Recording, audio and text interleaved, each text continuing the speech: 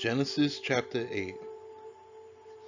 But God remembered Noah and all the wild animals and the livestock that were with him in the ark.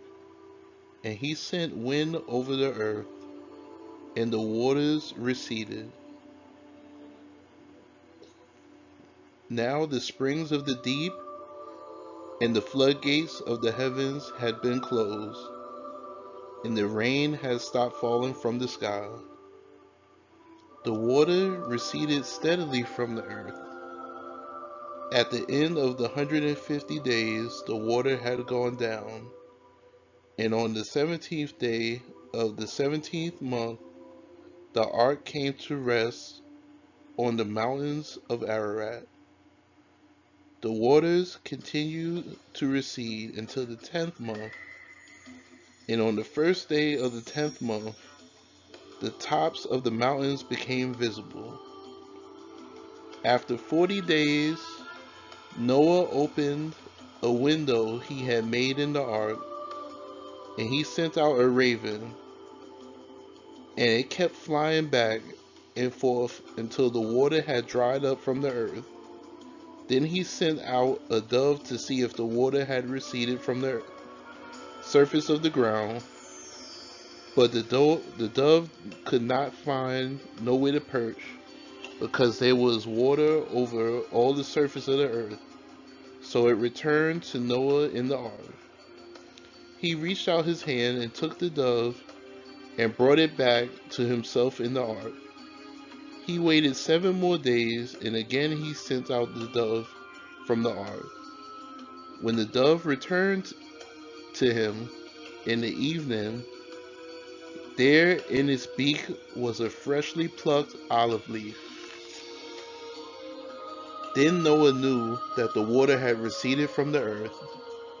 He waited 7 more days and sent the dove out again, but this time it did not return to him.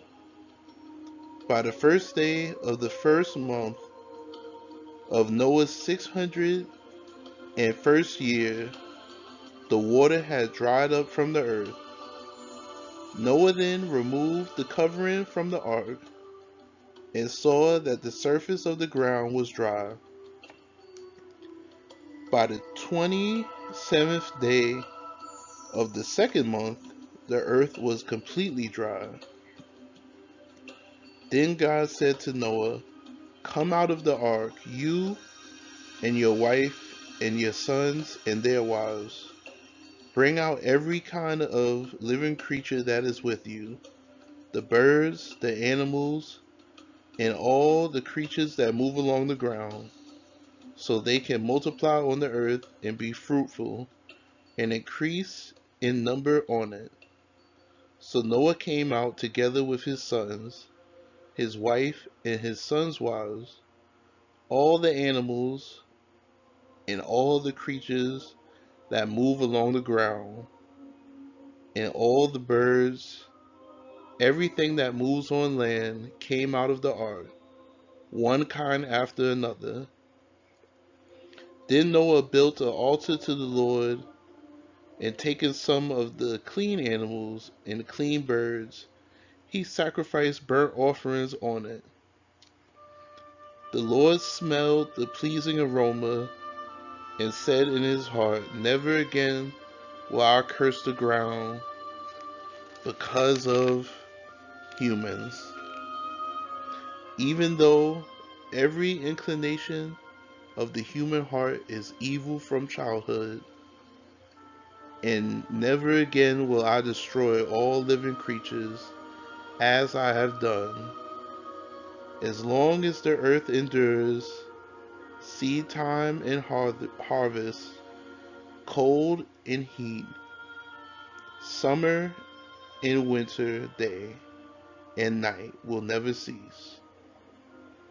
Genesis chapter 9. Then God blessed Noah and his sons, saying to them, "Be fruitful and increase in number and fill the earth. The fear and dread of you will fall on all the beasts of the earth, and on all the birds in the sky, and on every creature that moves along the ground, and on all the fish in the sea. They are given into your hands. Everything that lives and moves about will be food for you. Just as I gave you the green plants, I now give you everything.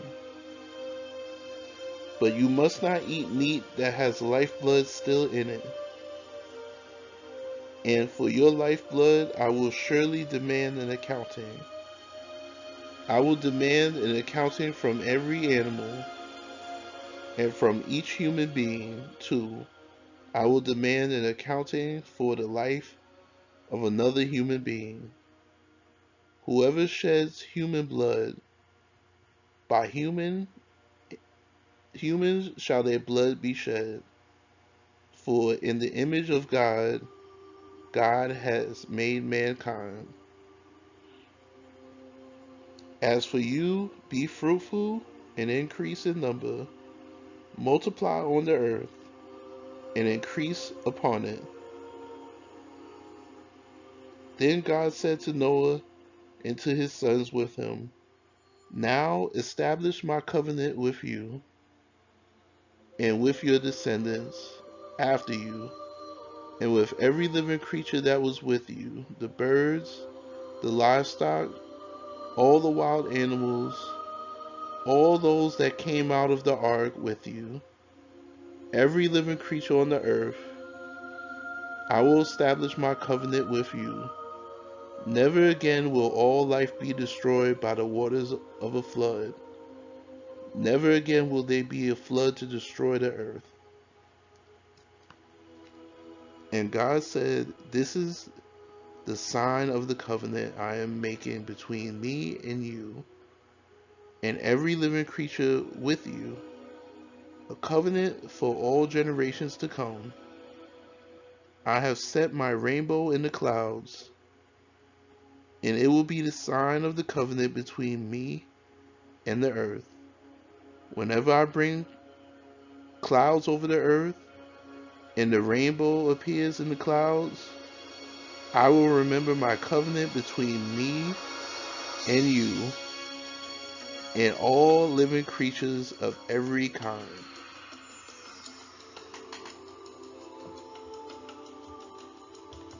Never again will the waters become a flood to destroy all life.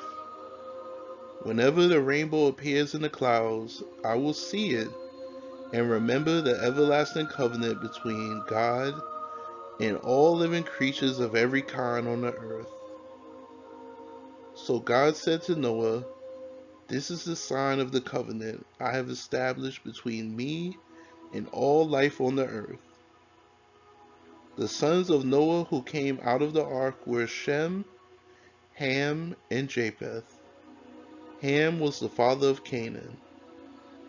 These were the three sons of Noah, and from them came the people who were scattered over the whole earth. Noah, a man of the soil, proceeded to plant a vineyard. When he drank some of its wine, he became drunk and lay uncovered inside his tent.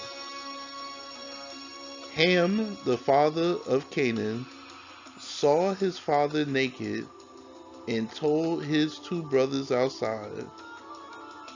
But Shem and Japheth took a garment and laid it across their shoulders.